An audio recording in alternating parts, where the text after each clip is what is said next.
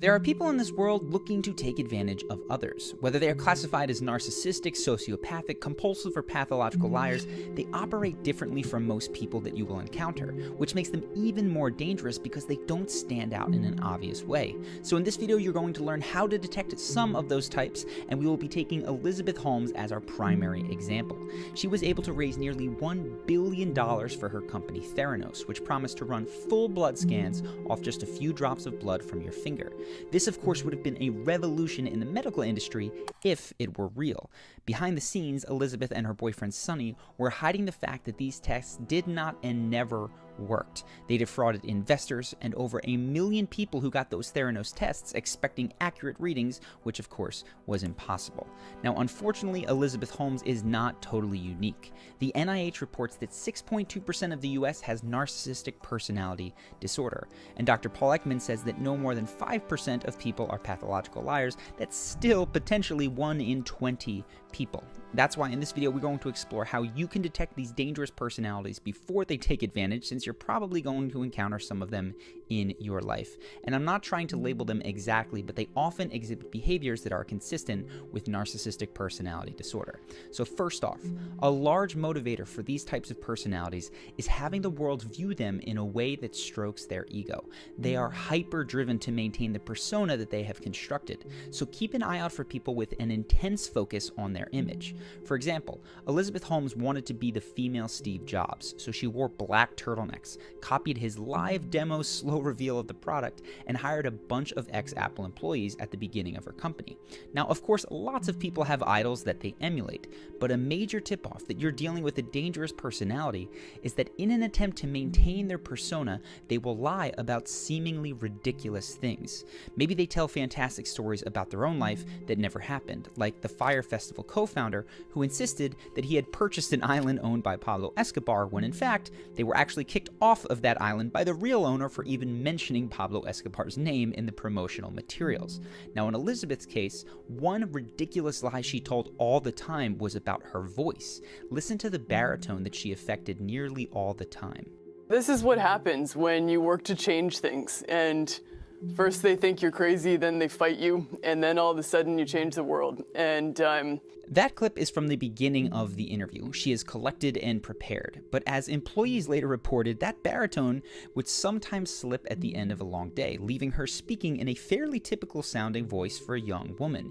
And you can see the same thing occur briefly in that same interview once the questions get tougher. Then they fight you, and then all of a sudden you change the world. San Francisco paper in Fortune, I talked about it in an interview I did with Forbes, that we made a decision to expand our test menu. Since there's no real victim, this type of lie to promote a particular image might seem quirky and forgivable, but be very wary of these, for they can be signs of a deeper need to control how people see them, and which is a textbook narcissistic trait.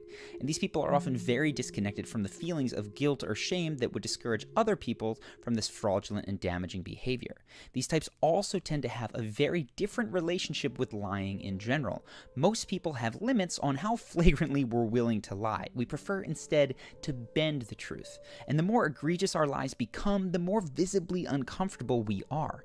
Not so much with the narcissistic type. They can tell bald-faced, flagrantly false lies without skipping a beat.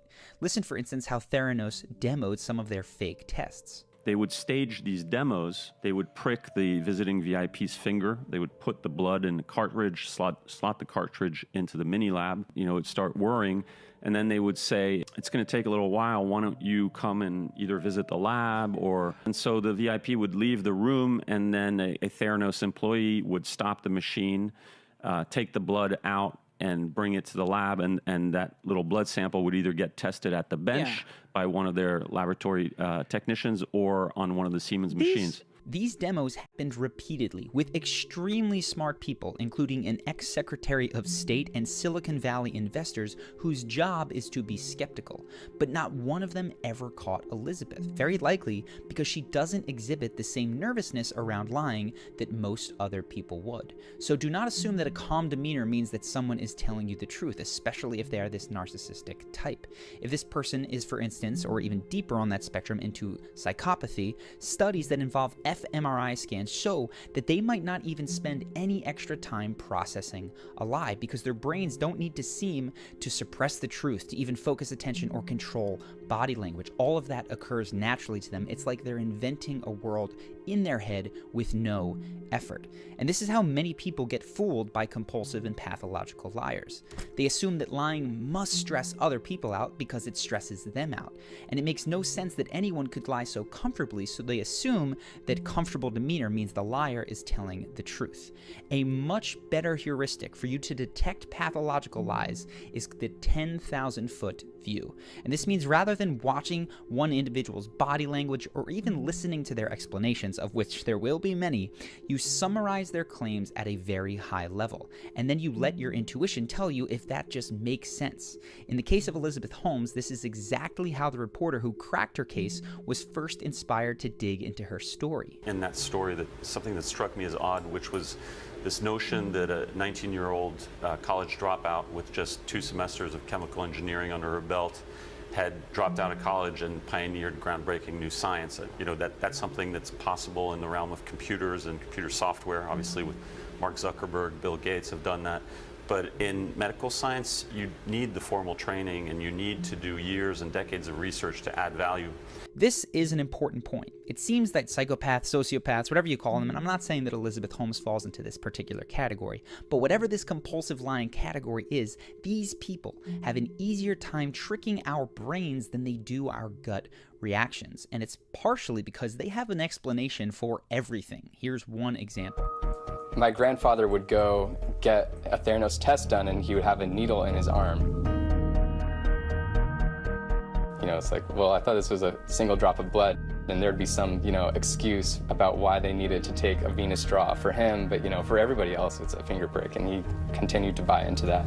Another thing you tend to notice about this type is that they often don't give up on the lie. When most of us get caught red-handed, we slump our shoulders in defeat. All that is left to do is feel shame, say we're sorry, and hopefully be forgiven. But this type of person who lies compulsively will continue even when the cat is out of the bag. Billy McFarland of Fyre Festival infamy, for instance, ran a second scam while he was out on bail. He offered his email list for the Fyre Festival tickets to the Grammys, to meet and greets with celebrities like LeBron James, of course, which he had no access to, if they would just send him some money. Now listen to what Elizabeth Holmes told investors just a month before Theranos shut its doors, after she had been barred from holding a position as an officer of a public company by the SEC. In a letter to shareholders that day, she basically explained that the company would likely be liquidated by the end of July. Wow. But the interesting thing is that she is telling people that she is going to start a new company. Oh my God. That is so deranged.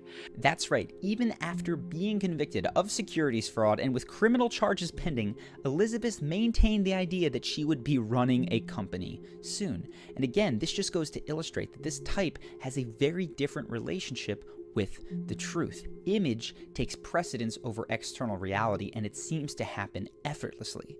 Finally, in the event that you do raise your issues with this type of person, they're very likely to dismiss you and throw you off in one of 2 ways. Typically, they will label you a hater and cut you out, as Elizabeth Holmes and her boyfriend did when subordinates raised issues. He received this email from Sunny Balwani. That reckless comment based on absolute ignorance is so insulting to me that had any other person made these statements, we would have held them accountable in the strongest way.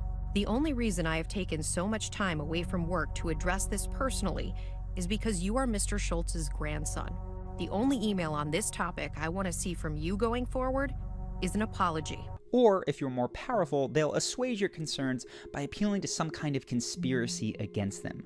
Holmes, for instance, said that no one could see the technology at Theranos for this reason. The only way that we were going to get responses to our questions was if we signed NDAs, because the Theranos proprietary technology, these trade secrets, were so valuable that Quest and LabCorp, the 2 dominant players in the lab industry, were trying to find out answers to these questions by any means possible. So when you start hearing with us or against us ultimatums, or hearing about how secrecy is necessary for reasons that might make for a good plot in a John Grisham novel, be on red alert. In my experience, it is more often the case that someone is trying to con you.